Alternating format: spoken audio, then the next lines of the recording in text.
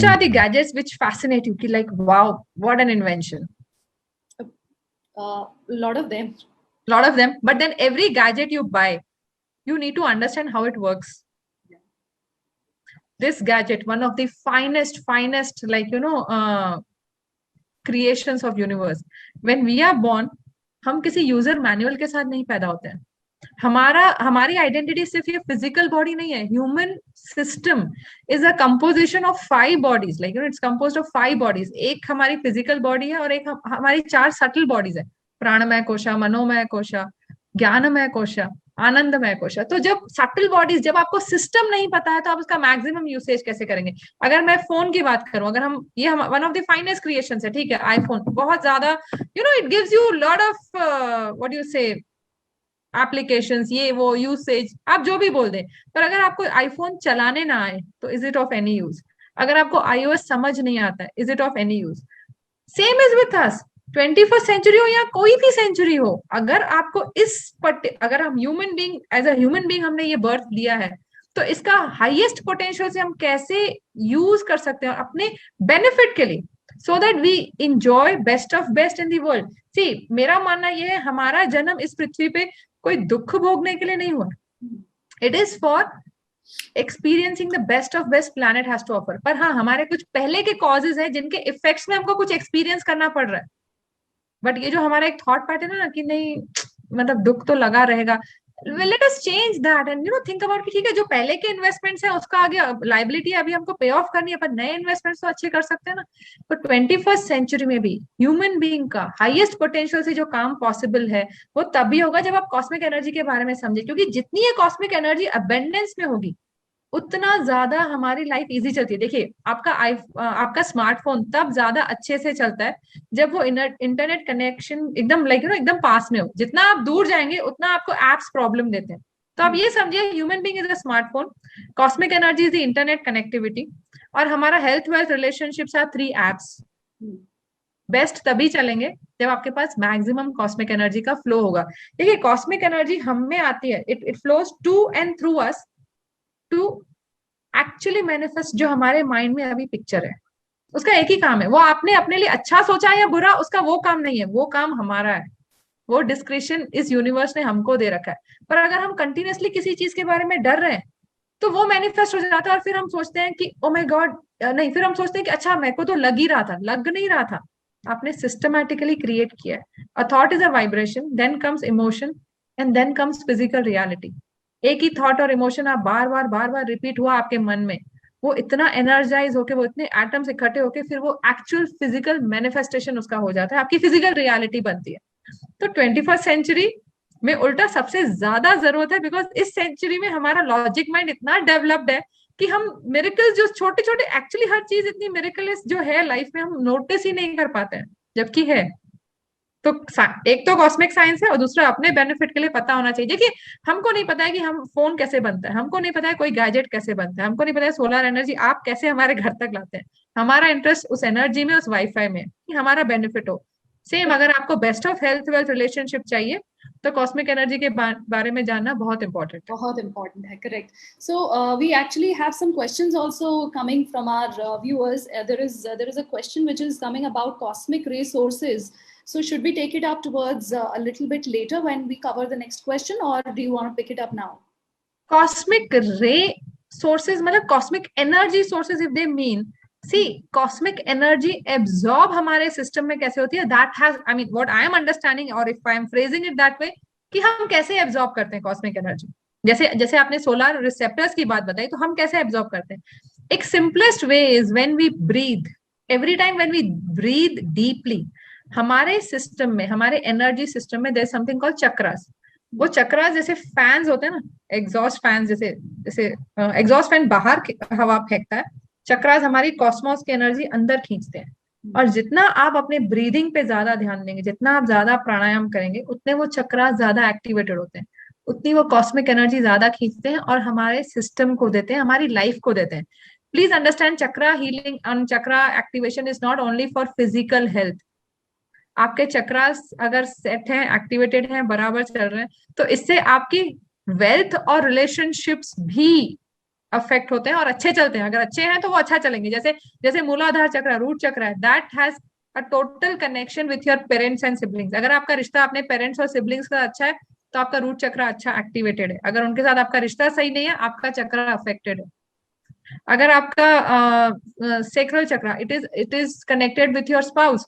अगर आपका रिलेशनशिप आपके स्पाउस के साथ सही है तो वो आपका चक्र सही है। अगर नहीं तो इट इज अफेक्टेड, तो वो स्लोली चलेगा और कॉस्मिक एनर्जी स्लोली एब्जॉर्ब होगी। तो रिसोर्सेज हमारे अंदर, वो हर चीज हमारे अंदर सिस्टम में यूनिवर्स ने देके भी जाई है। हमको ये समझना है कि हम उसको प्रॉपरली एक्टिवेट कैसे रखें। जब हम छोटे बच्चे थे, जब हमारे पास ग्रजेस नहीं थे, जब हम किसी चीज को होल्ड ऑन नहीं करते थे, तब ये बराबर कॉस्मिक एनर्जी एब्जॉर्ब होती थी। एक सिंपलेस्ट वे और ये है कि आप हंसते कितना है। Some people, I mean I tell them you laugh when like on 29 February at least you laugh, क्योंकि इतना फेस उनका ऐसे हो जाता है ना, हमेशा ऐसे रहता है। दे फील कि हमको खुश होने के लिए कोई बहुत बड़ी चीज चाहिए। सी, जिस खुशी के मतलब इंतजार में आप आज नहीं हंस रहे हैं, आज आपने अपने चक्रास ब्लॉक करके रखे हैं, आज की कॉस्मिक एनर्जी नहीं गई, कल की वो खुशी एज सच पोस्टपोन हो गई है। So it's like, it's a vicious circle. You have to understand where you have to block it, where you have to stop it. It actually, so cosmic energy हंसने से, अच्छी breathing से, अच्छे प्राणायाम से, बहुत चीजों से सिंपली एब्जॉर्ब मतलब बढ़ सकती है। फॉरगिवनेस से, ग्रैटिट्यूड से। It actually reminds me of Mahavir ने in the opening of this session he had said something कि कुछ लोग ऐसे होते हैं जिनसे हम पहली बार भी मिले, if they enter a room we feel a very positive vibe towards them. उनसे दोबारा मिलने का मन करता है, उनकी बात सुनने का मन करता है, हम उन्हें जानते नहीं हैं तभी भी। और ऐसे कई बार कुछ जगह भी होती हैं जहाँ पर जैसे हम किसी भी प्लेस ऑफ वर्शिप में जाते हैं, so the feeling that we get is beautiful. We feel really good, and that feeling does it have anything to do, that aura of a person, of a place, does it have anything to do with cosmic energy, and can we make it? Of course, like, see, the thing is the very fact that we are using the term aura. I'll let you know first what is aura. Aura is the electromagnetic field of your thought and emotions. जैसा आपका भाव वैसे आपकी aura. अभी जैसे मैंने बताया, आपका 60,000 थॉट्स हैं, उसके साथ आप अलग अलग इमोशन अटैच करते हैं, तो 60,000 टाइम्स इन अ डे तो आपकी ऑरा कम ज्यादा हो रही है। एक नॉर्मल पर्सन की ऑरा, जिसके साथ pretty much like if you say normal person, उसकी 12 फीट से 15 फीट, 12 to 15 फीट उनकी ऑरा होती है। For a healthy living minimum we need 6 feet aura. I mean मैं अपने सेशंस में जब ऑरा स्कैनिंग करती हूँ, यूजुअली पार्टिसिपेंट्स की 15, 10, 15, 12 ऐसी ऐसी ऑरा आती है।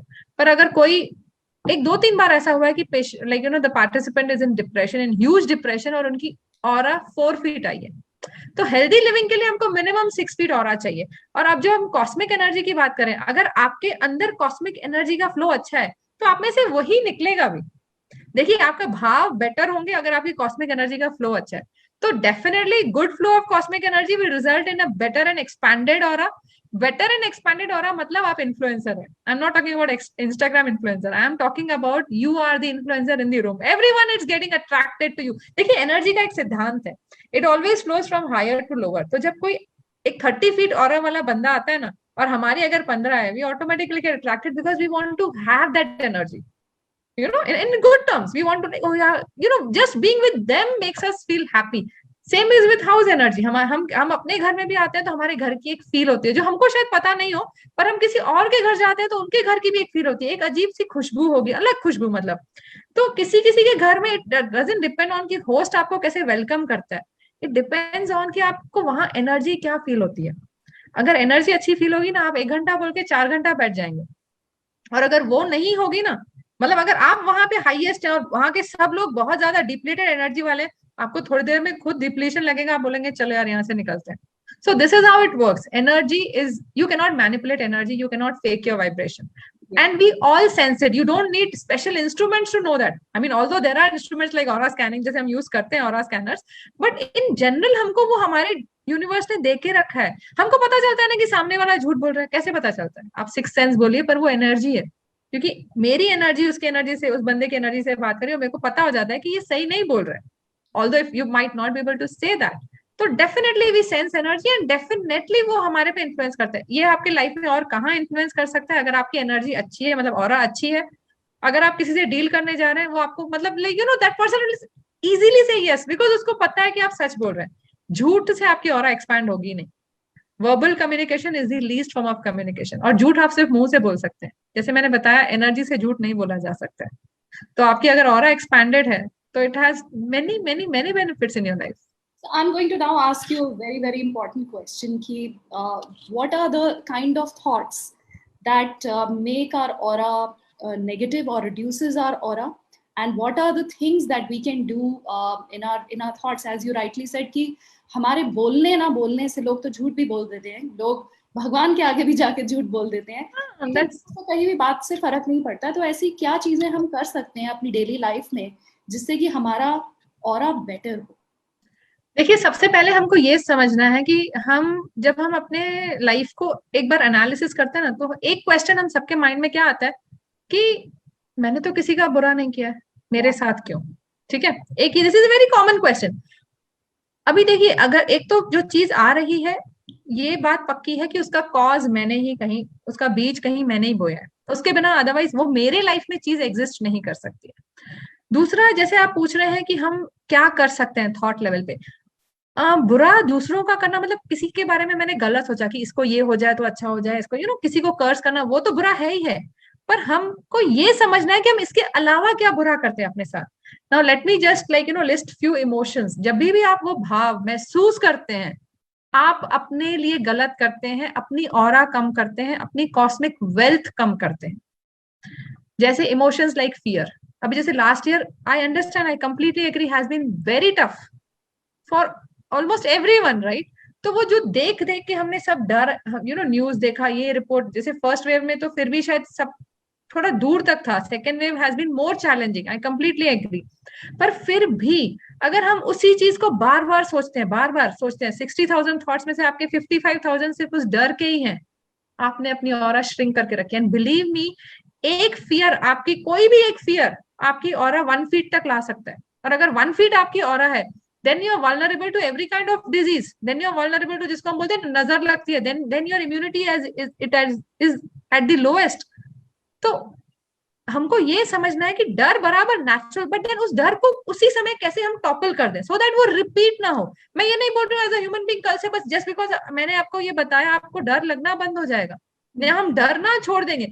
बट अगर अभी आपके पास वो अवेयरनेस है कि ओके मेरे को डर लग रहा है, let me not stick to this thought, let me change my thought. तो चेंज कैसे करना है? Immediate change is with pranayama. आप कोई भी प्राणायाम कर दीजिए, Anulom Vilom is a very common pranayama जो आप any time of the day कर सकते हैं। तो any time of the day वाला प्राणायाम अगर आप कंटिन्यू करें कभी भी जब आपको डर लगे, तो इमीडिएटली आपकी फ्रीक्वेंसी हाई हो जाती है, इमीडिएटली आपकी ऑरा एक्सपैंड हो जाती है। तो मेरा सजेशन ये है, पहले आप ये अवेयरनेस रखिए कि आपके कौन से भाव आपकी ऑरा कम करते हैं। एक है फियर, दूसरा है गिल्ट।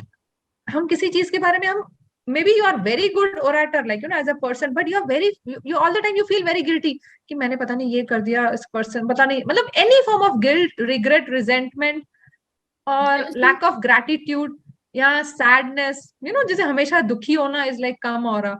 तो all these are negative, doubting people, you don't trust people, all these are negative emotions।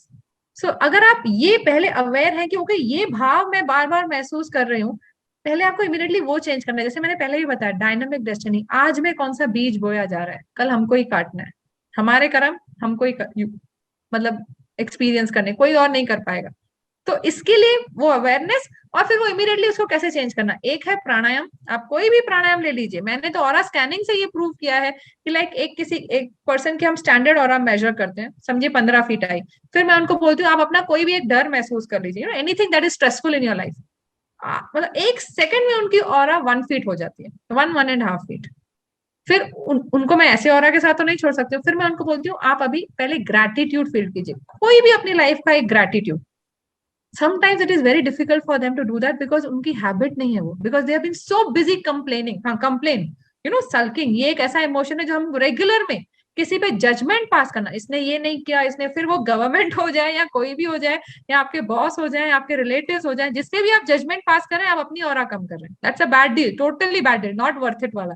But because habit हो रखी है तो हम बार बार करते हैं। तो जैसे मैं उनको ग्रैटिट्यूड बोलती हूँ ऑरा स्कैनिंग के टाइम पे, वो नहीं कर पाते हैं कभी कभी, यूजुअली जब कर लेते हैं तो उनकी ऑरा उससे एक्सपैंड हो जाती है। पर जिनकी ग्रैटिट्यूड से भी नहीं होती है ना, उनको मैं एक प्राणायाम सिर्फ अनुलोम विलोम करवा देती हूँ, तभी का तभी, दैट ऑरा अगर उनकी 15 फीट है, will go to at least 20 feet immediately.